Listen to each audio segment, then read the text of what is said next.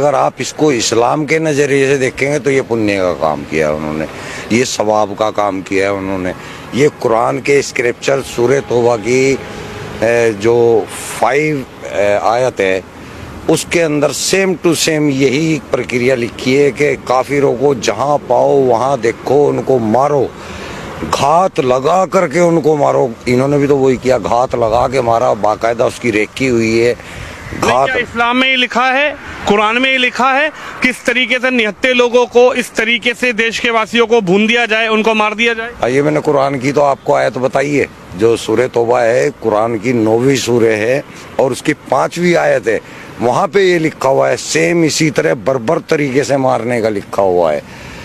Same ये लिखा हुआ है कि उनको मारो, जब तक मारो जब तक कि वो ला इलाहा इल्लल्लाह कलमा ना पढ़ ले या जजिया देना कबूल ना कर ले, तब तक मारो। यानी कि पूरे हिंदुस्तान के हिंदुओं का यही हसर होना है इस्लाम के अनुसार।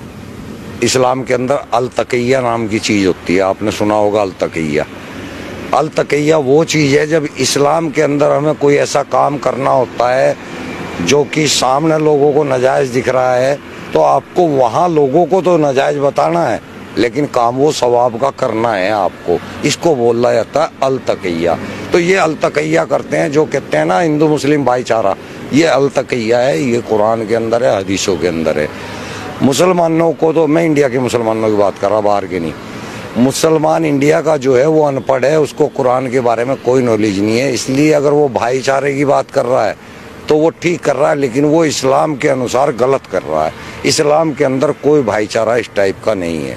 इस्लाम के अंदर केवल मुस्लिम मुस्लिम भाईचारा है, हिंदू मुस्लिम भाईचारा कोई नहीं है।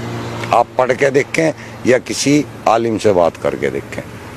अब मैं भी आलिम ही हूँ, मैं आपको बता रहा हूँ।